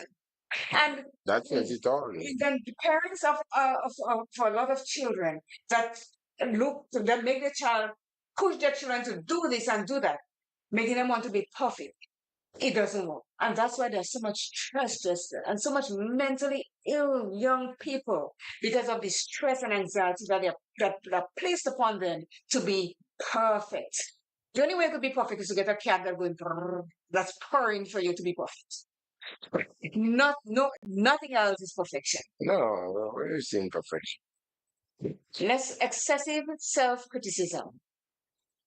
Are you also guilty of being your own harshest critic? I certainly am. For years, or to be honest, I still do this sometimes. I've always been my worst critic. I would beat myself up for every little mistake and constantly put myself down, especially when I was struggling in life. Every day, I would constantly beat myself up, making all these bad decisions that led me to the lowest point of my life. I had this notion that by doing this, I was making myself more accountable and more motivated to turn my life around for the better. But what it did was the complete opposite. By constantly criticizing myself, I was also slowly diminishing my self confidence. Instead of being motivated to take action, I started doubting my capabilities and I felt more hopeless. Please know that you too deserve to give yourself the same amount of compassion and kindness that you so freely give to your loved ones. One of the greatest lessons that I've learned is that self compassion is not about being self indulgent. Offering yourself kindness and understanding doesn't mean that you're settling for mediocrity. Self compassion is about acknowledging your imperfections and mistakes without harsh self criticism. By providing yourself a safe space to make mistakes, learn, and grow, you're empowering yourself to be more motivated to go after your dreams and aspirations. We all are critics of our own self. A lot of the times we criticize ourselves. Not me, I don't criticize myself at all. I don't have I'm good at that. I don't have time for this. What am I criticizing myself for? Because it's done, it's done. Let's move on. Move on. Because when you criticize yourself, you're going into the thing that you're not self-worthy of who you are. You're not feeling good about yourself. And you know me, I'm going to be what do you call it? A humble brag narrator. I am a confident person. And it didn't just come by me getting up one morning and be confident. I went through stuff to tell myself that I can do this. I can be better than who I am and not conceited about it. You have to learn to dig deep and come up with that yourself. But I think the little critic within my oneself, it happens because you will always look for wanting to improve on whatever you're dealing with. Mhm. But as to go about doing it extensively and to put yourself in that state of early depression and things, that I believe what is, that matters really. You don't have to do that. You Mhm. know, but in order to continue to lift your standards, from time to time you would say, I could have done better. Mhm. Yes. From deep within. And again, some of us as parents, when our children are going to school and they come up with a grade, and they look at it. And I know everybody wants the best for their children. What you didn't have before, you like your children to get. When they come up with the grades, do not belittle them and say, oh, you stupid, and you dunce, and this, that, and the other. Because you do not know what the child was going through the moment when he was doing this. Instead, have a look at the report card. Look at what they did well in and congratulate them. You did great in it. What they didn't do well in, say, you know what? If you do this or do that, it will make you better. You will be able to see a better result. But when you belittle your child, what do you think you're going to get? Yeah, some parents, yeah, I believe they put their children under enormous pressure to deliver, and they have to be very careful of that. And that is why in some instances some children do go Some of them on take the, themselves yeah, out because yeah, they cannot on the they other cannot side. please the parent Yeah, because they have nervous breakdown and all sort of thing. yes, Yeah, we are not yeah, giving them enough of yeah. this how you call it? Give them enough push to know that they could be better instead of ridiculing them and telling them, oh, they're not good for nothing, they're good for nothing, and they this and that, and look at what your brother did, and look at no, don't do that. Also say to them, you know what? You can do better if you try this. If you do less of that and more of this, you will be able to do it next time. Just work hard at it. Yeah, yeah, and I That's think all. it's the manner, because Yes. so clear, for example, right? A child might come with a mark of 90, Mm-hmm. which is a really good mark, and you're getting a good grade for that, a mark of 90 really.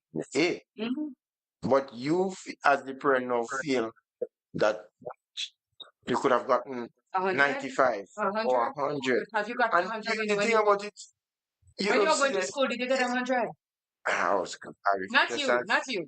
I'm saying the me. parents that do You that know, with their for the children. parents. Did they get a 100 when they were going to school instead of putting their children under this That's the thing. But pressure? but the point I'm making here, in some instances, they will give that whole tongue lashing to that child's heel rather than tell them, well, okay, you did very, very well, and say, well, look, I know there is always a little room for improvement. I believe Yes. that next time you will do better, but you did extremely well. In some sense, they will look to cause that child forget it. And you don't do that to your children. Nope, you shouldn't. Not that you don't, you shouldn't at all. So let's go on to the next one, chasing approval.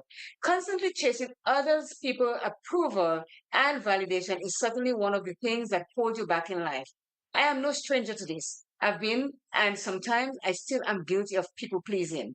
I could never say no, especially to the people closest to me, regardless of how exhausted and drained I already felt, because I was so afraid of disappointing them.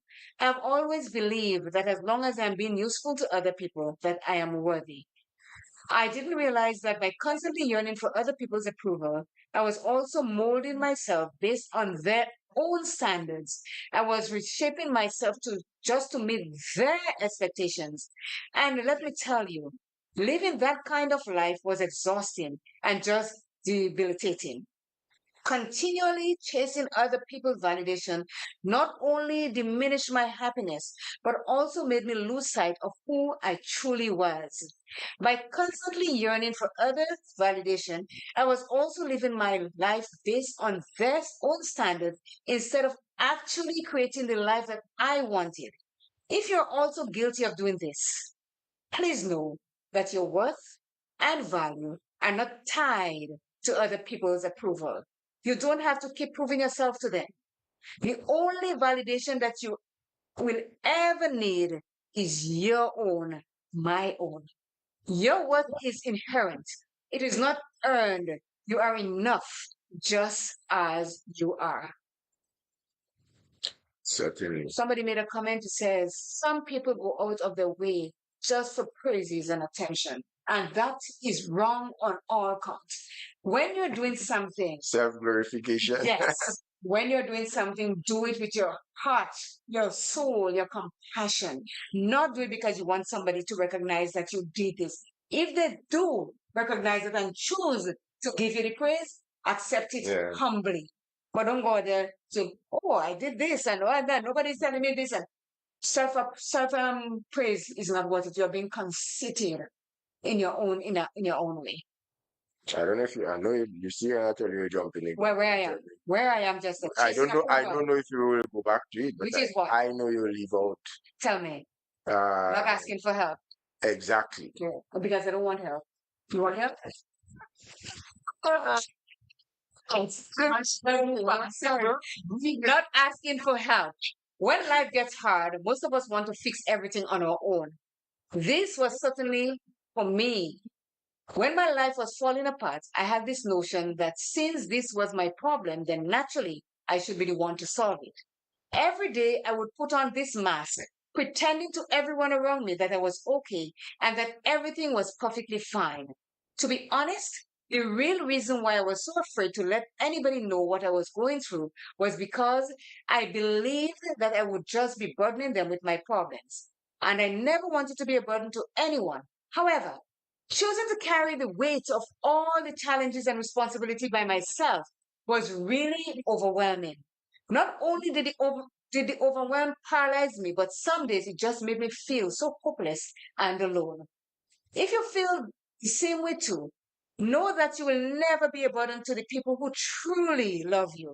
They actually want to listen to you and be by your side as you navigate through difficult times in your life. Know that asking for help is not a testament to your abilities. It doesn't make you weak. It actually the exact opposite. Accepting that you need help and reaching out takes a great deal of strength and courage. I've learned that while there is no denying that self reliance is a valuable trait, believing that we should handle everything on our own is certainly nothing but an illusion. You don't have to go through everything on your own. Reaching out and asking for help when we need it not only make things less overwhelming, but seeking guidance also introduces us to new ideas, skills, and perspectives that can ultimately help our own personal growth. Let me say good morning to Trouble FF. He said, if you don't praise yourself, you can't expect anyone else to praise you to do it for you. We understand that. We're not saying that you cannot praise yourself and say, well, I did a good job today because you know who you are. But when you're out there putting it out there for everybody to say, oh, I did this and I did, it's like blowing your own trumpet loud. As it says, quite so again, whatever happens, let somebody else tells you about it. If you go doing it, then everyone is going to think that you're boastful and so on.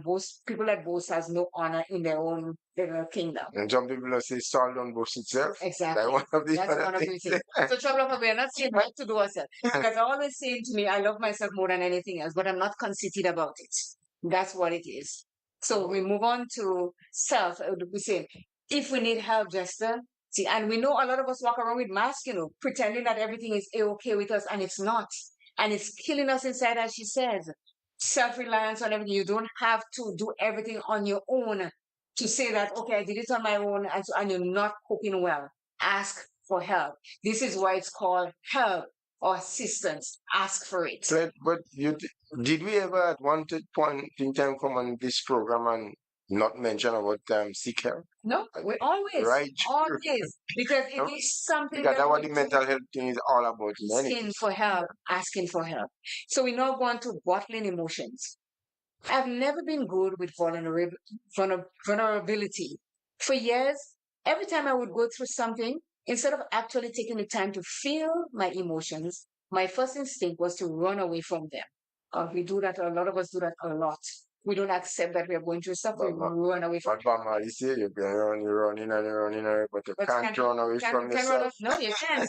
Can't run away So from yourself. regardless of how defeated, brokenhearted, or devastated I felt, instead of processing these emotions, I would bottle them up, thinking that eventually they would all just go away. They don't. They just fester inside of you. And when you get to really get it, you blow, and what you come out with is not pretty for you or anybody else around you. So regardless, great. So I continue to put on this facade that nothing really bothered me and that I was perfectly fine, but in reality, I was far from it. I've always believed that if I just continued to keep running from what I truly felt, sooner or later, everything would just be okay. But that's certainly not the case.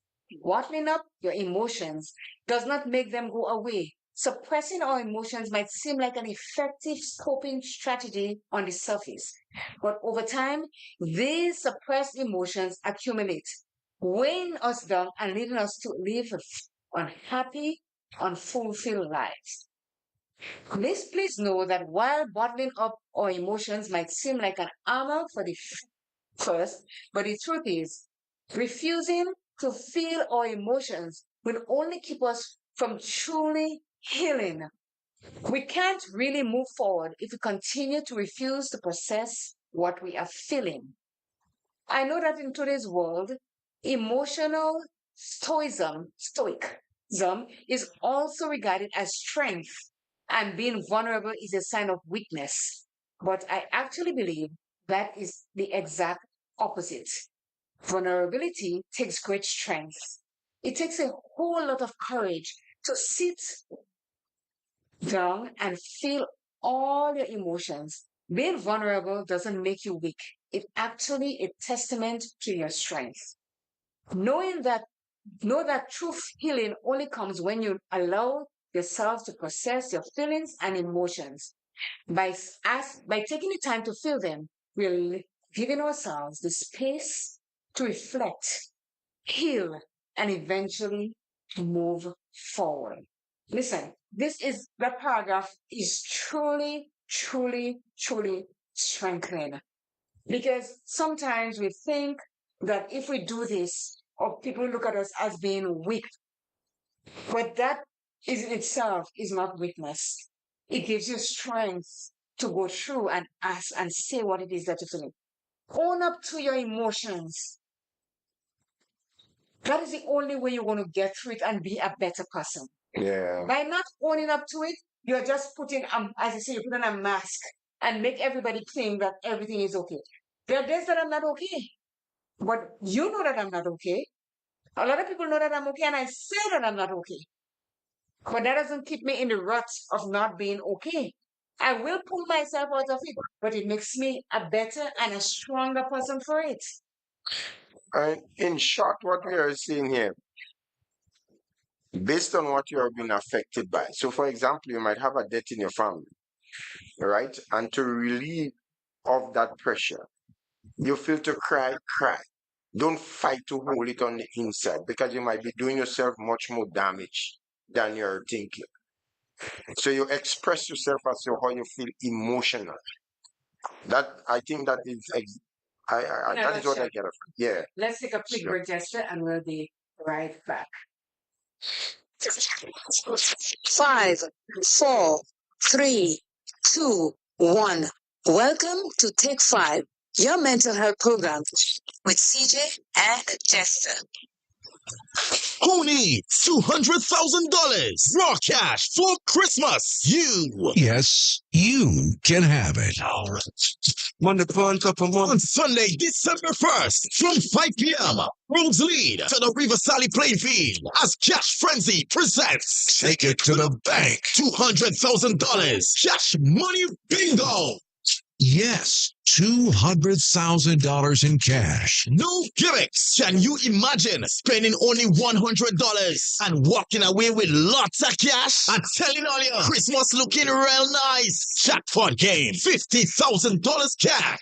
Plus 2 games at $20,000 and many other games. Get your tickets now at the Tipsy Bar, Downtown Sates, Top FM in Grenville, or call 537-8877 or 410-0980. Music by DJ Glendon, DJ Madkid, and poured by Small Close Sound, and hosted by Shortleg. No unauthorized vending. Sunday, December 1st, River Sally Playfield. Sponsored by Top FM, Coca-Cola, Glenelg, Spring Water, and Carrot. Mommy, when we going shopping? School on Monday and all my snacks done. Baby, worry not. It have the perfect spot right here in Sotes for all our shopping needs. We shopping smart with Smart Buy. Located on Main Street Sotes in St. Patrick, they cater for all our grocery needs, from laundry detergents, frozen meats, hygienic supplies, up to snack items. They've got it covered, all at reasonable prices. For more information, call Smart Buy today on 442-9219. That number again, 442-9219. They're open Monday to Saturday for all your shopping needs. We shopping smart with Smart Buy. Welcome to Take 5, your mental health program with CJ and Jester. CJ and Jester.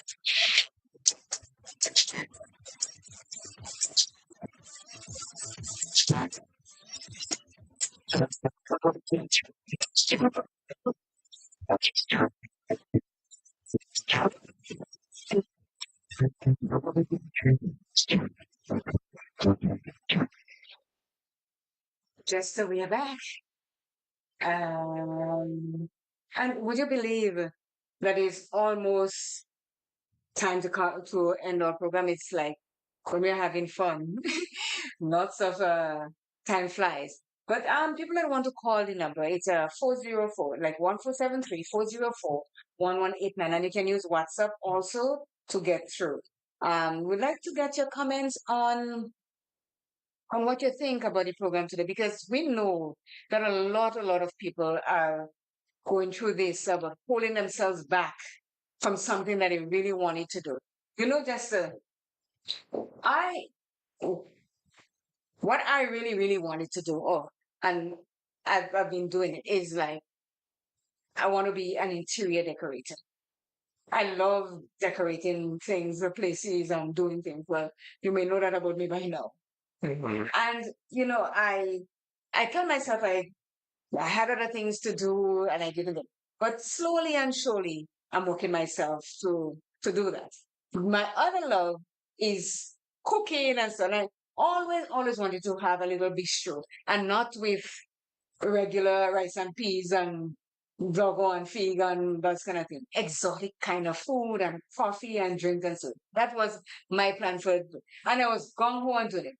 But something is holding me back. And I don't know what it is.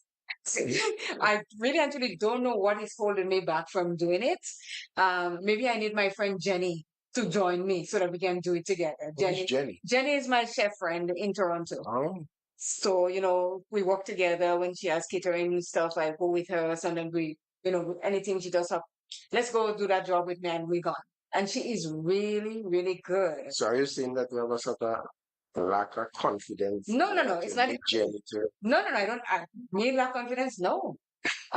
No, it's just that. some people might get that impression. No, I don't. No, I said if Jenny and I will do it masterly together, we could do like I can do Trump, we'll do it bigly. It will be a bistro with a different. And I think too, when I look around, I'm not seeing the nook that I want to do it in. Yeah. You understand? There are a lot of places in St. Patrick, but they are big. It's a nook I'm looking for. A cute little place that, you could just go and you order your stuff or you go with it or you can sit and have. I don't know. I'm not looking for a place that has a lot of space in it and stuff like that. A nook. You see, like the size of here, that is a nook for me. Yeah. And then the kitchen is separate so that people can get it in. That is the bistro. It is not a big thing like having a restaurant or something. It's like a nook. And I think this is what that is holding me back from really pushing forward. I'm not seeing the place. It's not jumping out at me. So you really want to do that and play at that stage in your life? No, okay, right? You're serious about What doing stage that? you talking about? What stage That's, I in? well, at What stage? whatever stage you're at, I'm asking. Well, you tell me at that stage, you might be Yeah, well, supposed at to know what that stage and what stage it is. stage.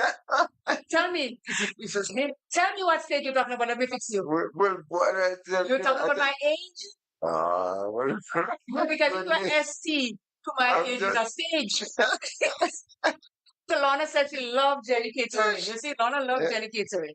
yeah, but Yeah. I We now would love to play there. or they know I can just let me not get epic on you right now. Because I could cook.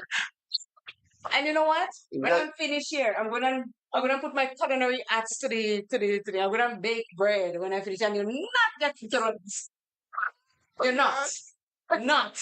And I'm saying loud and clear. No, Oh, God. everyone that is listening. Oh, my I am going to goodness. bake.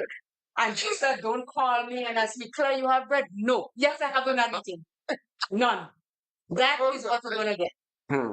I haven't heard from my friend Nicholas for a few days, for last week and the week before. I hope everything is okay with him. I'll Yeah, chat with him after. maybe I should give him a call and see how he's doing. Yeah, I normally send messages and so we normally keep in touch. So, but something must be going on for him. What's about too. Spice Ram? Spice Ram, I spoke to him this morning. I spoke to him last night. Is he on the line? No? Yes, he sent a message early this morning. If you are there, give us a Special call. good morning to you, Spice. No, Spice Ram. NOYZ, the NOYZ man, the NOYZ FM man. Yeah, give us a Yeah. call. And it's on WhatsApp 404-1189. We are about 11 minutes before we come to the end. So just let's go on to I don't want to skip. So we're going on to constantly waiting for the perfect moment. And maybe that's what I'm looking for. The perfect spot for me to do my bistro. I have the moment already. I have the spot. So it says, constantly waiting for the perfect moment. I've always been a believer in perfect timing. I've always had this notion that there is always a perfect moment for everything. Every time I was faced with opportunities that I really wanted, instead of grabbing them right away, I would make sure that everything was in place and that, in fact, it was the perfect moment. Actually, that belief seemed right for some time until I found myself at the lowest point of my life, where everything around me was falling apart. I knew that I wanted to turn my life around, but I didn't want to make it the same. I didn't want to make the same mistake of going after something that I didn't love or even like. I wanted to pursue my passion, but I was afraid and I believed that it wasn't really the perfect moment since basically everything around me was just going wrong. It took a real wake up call for me to realize that sometimes in life, there is no such thing as a perfect moment. We can't keep waiting for everything to fall into place before we start pursuing our aspirations. Otherwise, life might just slip through our fingers. Not all amazing things happen in perfectly planned routes. Often, the most amazing things happen in unexpected detours. We must keep reminding ourselves that yes, while some moments might be better than others, no moment will ever be truly perfect. Time is fleeting, and life is by far too precious to waste it waiting. And life is that's short, eh? Well, that's why it says it's fleeting. And when it says it's fleeting, that means it's really, really, really short. And there is nothing much we can do to hold it back or stop it more than do the things that we really want to do right here, right now. And just As again, she's talking about perfect moments and perfect this and perfect that. Timing. There is no perfect timing because once you're waiting for perfect, the time keeps it keeps flying away. There is no perfect time, no perfect moment. You got to deal with it with what you have right now, right here. Here is another one, Jester. Constantly postponing joy. When we have so many things on our plate, it is easy to fall into the trap of pushing our happiness to some distant future. This was me. For years, I was so focused on achieving all my goals that I actually believed there was no time for me to feel true happiness because I needed to spend every moment of my time checking things off my to do list.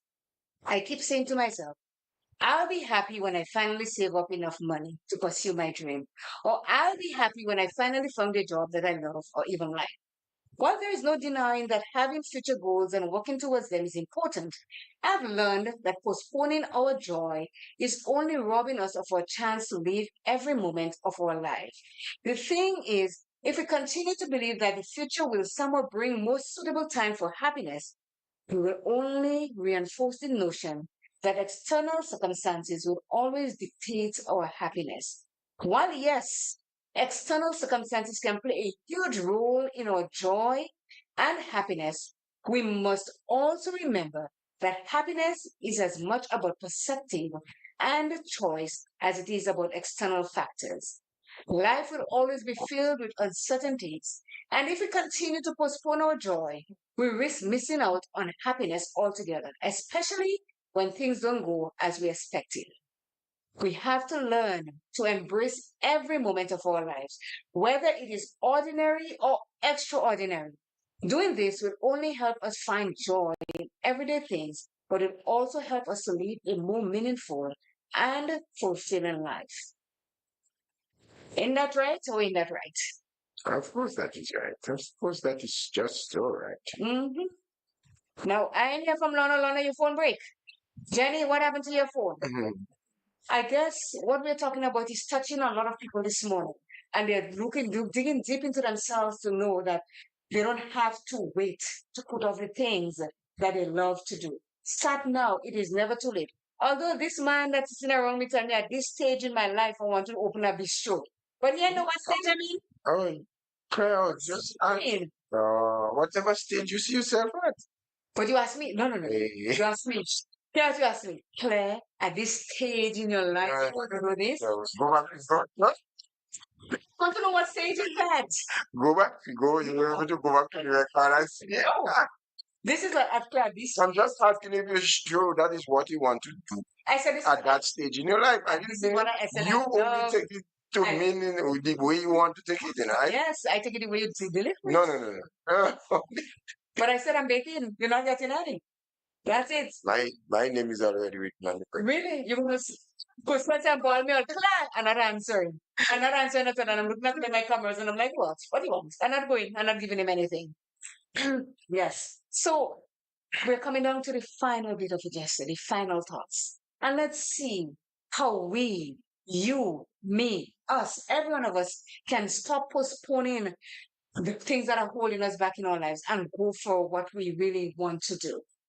If you're feeling defeated right now, please know that you have the innate strength to overcome the things that hold you back.